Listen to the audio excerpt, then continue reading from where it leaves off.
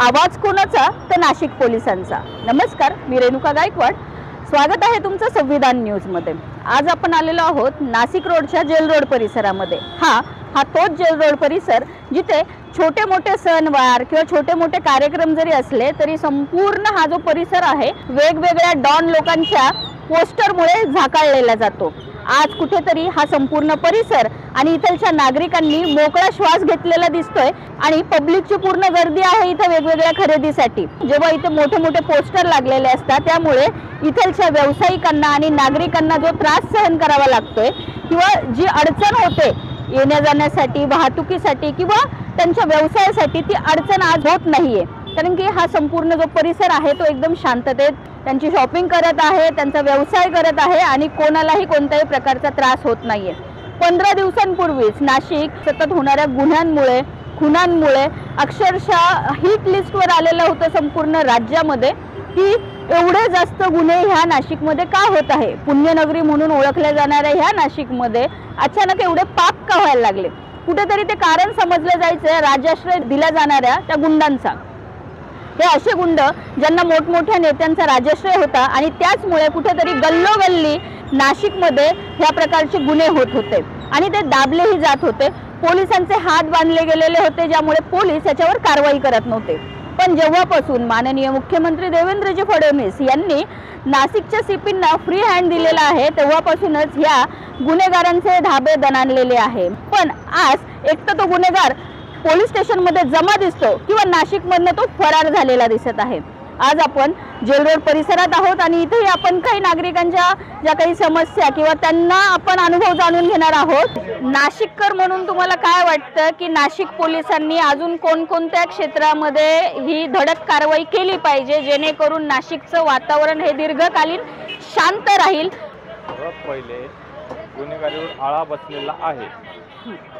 दुसरं म्हणजे मटका झालं, रोलेट, सर्वात पहिले रोलेट तो बंद केला पाहिजे। अतिक्रमण तुम्ही जे करताय ते न विचारता कोणाला डायरेक्ट करताय। ज्याची जागा आहे तो खोटे गुन्हे दाखल करून स्वतःची जागा सांगतोय।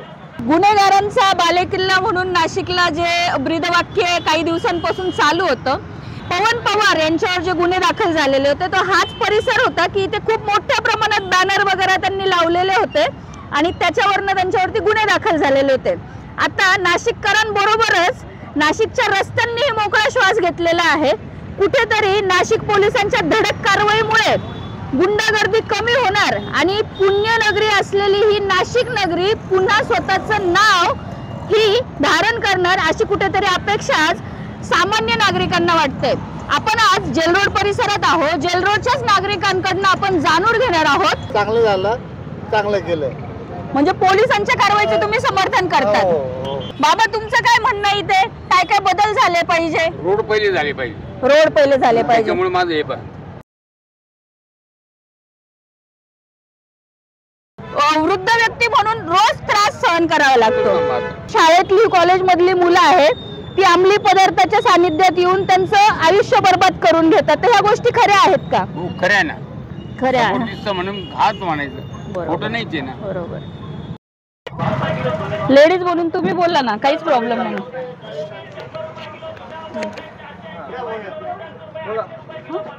ताई, एक महिला म्हणून तुम्हाला काय वाटतं की आता नाशिक पोलिसांनी गुन्हेगारांच्या विरुद्ध जी धडक कारवाई सुरू केलेली आहे, नाशिकमध्ये महिला ह्या सुरक्षित आहेत का किंवा तुम्हाला पहिल्यापेक्षा आता फरक जाणवतोय का?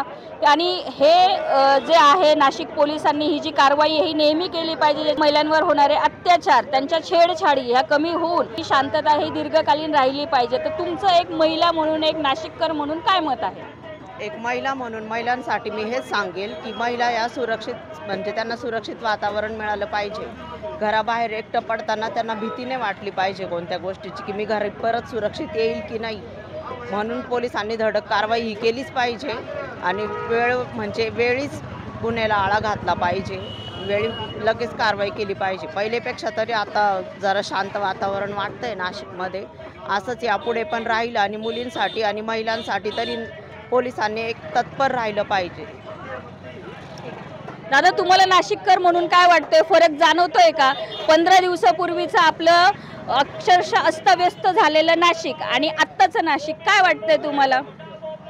नाशिक आधी अशांत वाटत होतं, पण आता शांत वातावरण वाटतं आहे आणि पोलिसांनी कारवाई कंटिन्यू अशीच ठेवली पाहिजे असं मला वाटते मनापासून.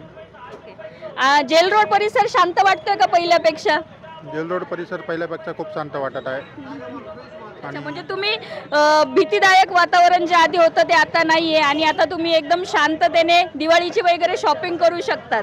हो बरोबर. नाशिक रोड परिसरामधील जेल रोड हा जो भाग आहे, इथे मोठ्या प्रमाणात शाळा आणि कॉलेजेस आहे. पण येत्या काही दिवसांमध्ये सतत अंमली पदार्थ, खून, त्यानंतर चोऱ्या, हाणामाऱ्या या गोष्टींमुळे इकडचे जे नागरिक आहे किंवा जो तरुण वर्ग आहे, विद्यार्थी वर्ग आहे, महिला आहे, यांना खूप मोठ्या प्रमाणात त्रास सहन करावा लागत होता.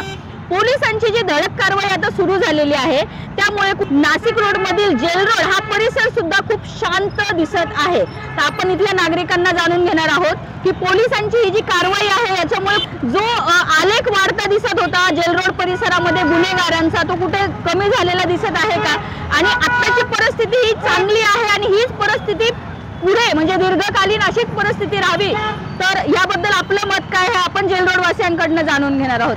काका, काय वाटतं तुम्हाला की आता जे शांतता आहे जेल रोड मध्ये, ही शांतता नेहमी अशीच टिकली पाहिजे का? हा, अशीच टिकली पाहिजे ही शांतता. हा. याच्या पुढे पण अशीच टिकलेली पाहिजे. कारण इथे शाळा, कॉलेज सगळ्या गोष्टी आहे असल्यामुळं इथं जे काही गुंडगिरी काही जास्त प्रमाणात होत होती त्याला आळा घालण्यासाठी आता शांतता आहेच. याच्या पुढे पण तशीच राहावी असं सगळ्यांचं मत आहे. व्यावसायिक म्हणून तुम्हाला कधी इथं खूप अशा ह्या गुंड लोकांच्या त्रासामुळे अडचणी आलेल्या आहेत का?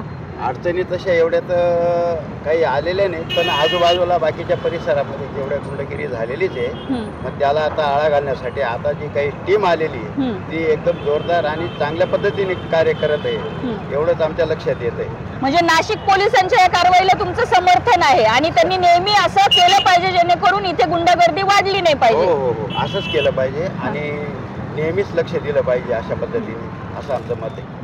म्हणजे इथे महिला आणि जे विद्यार्थी वर्ग जो जास्त प्रमाणात आहे, त्यानंतर इथे नोट प्रेस आहे, तिथलचा कामगार वर्ग इथे आहे, तर इथे नेहमी असं खंडणी किंवा हप्तेखोरी अशा पण या छोट्या मोठ्या गोष्टी होतात. असं नेहमी जेल रोडचं नाव त्याच्यामुळे थोडंसं खराब होतं पहिल्यापासून.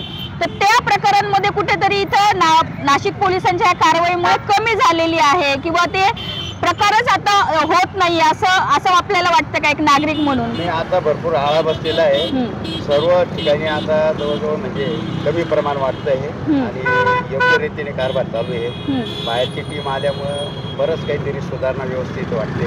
सगळ्या गोष्टींवर आळा बसलेला आहे असं आमचं मत आहे आणि आम्हाला ते दिसतंय. एक ज्येष्ठ नागरिक म्हणून आपल्याला असं वाटतं की ना आपलं जेल रोड, आपलं नाशिक शांत राहिलं पाहिजे. म्हणजे इथे कोणतेही गैरप्रकार झाले नाही पाहिजे आणि जो पण प्रकार होतात ते पोलिसांमुळे कुठेतरी त्याला आळा बसला पाहिजे.